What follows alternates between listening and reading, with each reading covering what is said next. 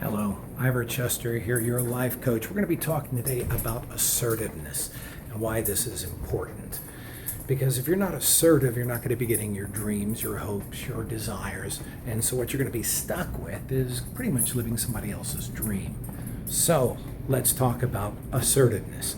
First, what it is not. Assertiveness is not being passive.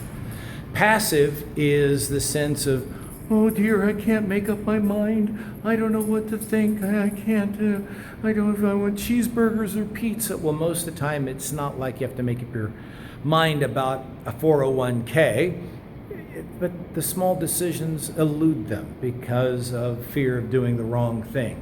And it's not aggression, which is more like, don't you dare do it. I'm telling you, it's you do it my way or the highway. Both can be viewed as authoritative.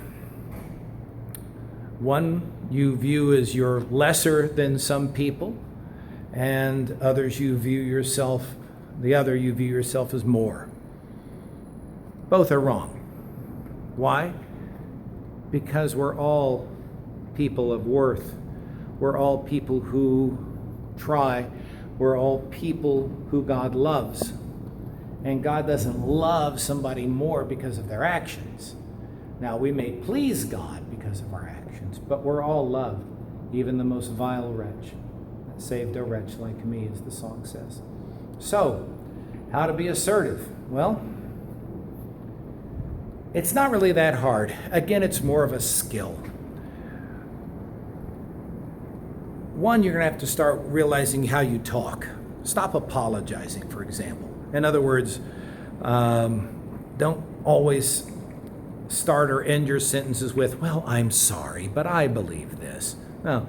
Only time you should apologize is when you're wrong. Opinions are not wrong. Beliefs are not wrong if they are ones that you have internalized. If you believe in them, then they're not wrong. You don't have to apologize for it unless you've just totally done something wrong with them. Another thing, you express what you need. And I know that sounds really stupid, basic, but there are people out there that don't know how to essentially state what they want out of life. I don't want you to do that. I don't want you to do that around me. Don't touch me that way. Don't talk to me that way. Well, those are all things that you need to express. And it's your job to do it. Don't expect your spouse, your parents, your kids, or something to fill needs that you are not going to state because you think, well, they should just know. Sorry, no mind readers here. You have to do it yourself. All right? So understand one more time that you have the right to express what you need or want, but you have to be the one to exercise that expression. Otherwise, you're expecting too much of other people to just do it. Next, change your body language. Open it up. Don't cross your arms. Make eye contact with people. How you doing? Make sure that they see you looking at them. People who don't look you in the eye are trying to hide something. Don't look down too much. You can look them right in the eye, and when you break eye contact, look off to the side or maybe up, because that shows you're thinking. But don't look down. That shows passivity. So you want to look them straight in the eye as much as possible. Uncross your arms. Have an open hand when you're speaking to them. Don't put your hands in your pockets often. Next one, stop making your sentences sound like questions.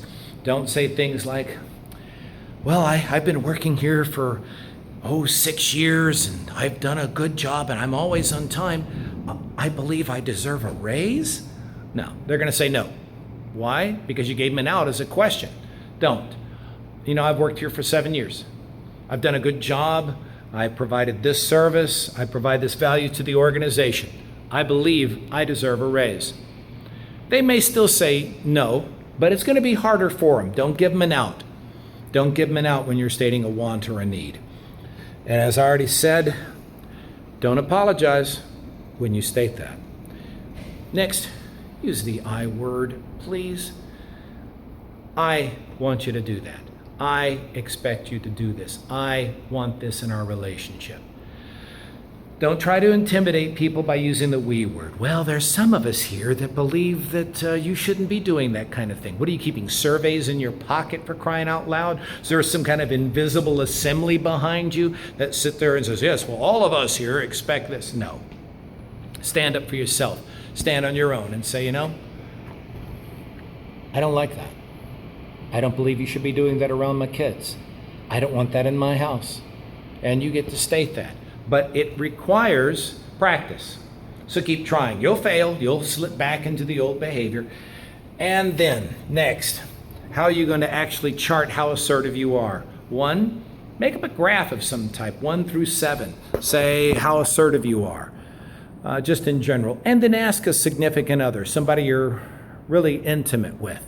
And remember, intimacy does not have to imply sexuality. Next,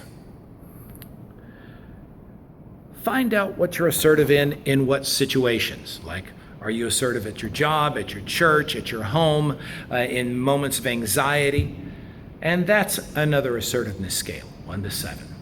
And then you chart how assertive you are for a person. Does that uncle intimidate you? Your ex intimidate you? Your parents intimidate you?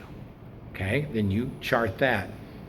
Then you write down what would be a worst case scenario if you cross them. What would it take? What would happen if you said no? Or if you said, I don't want to do that, or I don't think that's a good situation. If you're at the job, it may mean you lose the job, so you have to decide, you have to balance what you want to be assertive with. But most of the time, you standing up for yourself is going to make a big difference in other people's lives, especially yours. Decide what you want to be more assertive in and target it. If you have a lot of issues of being assertive in a lot of different positions, then it's a more core worth issue. You have the worth again.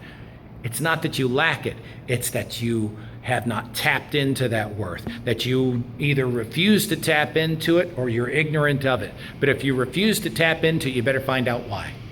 You're going to have to be assertive about fixing the problem. That's assertiveness in a nutshell. There's a whole lot more to talk about. But if you want your dreams, you want your hopes, you want it better, then you're going to have to be the one to step up and do it. And remember, I am not telling you how to be a Class A jerk. We've already got the position filled. There's plenty of people out there that know how to be jerks. We don't need jerks. We need people that can be part of the solution. And people who are assertive are part of the solution. One last note. Assertiveness sounds like aggression to passive people. One more time. Assertiveness sounds like aggression to passive people.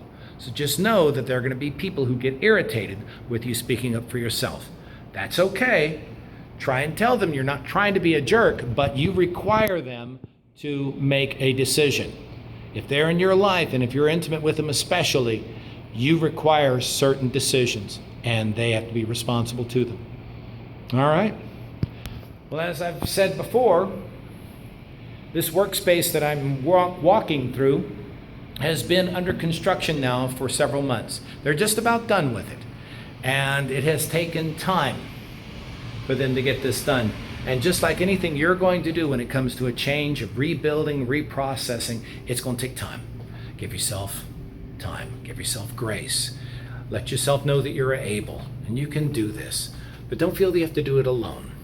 If you need help, call someone. If you really need that special intervention, fall on your knees. But whatever it takes, you're not alone with it. And God bless you. My name is Ivor Chester, life coach, the Had Enough guy. We'll see you out there.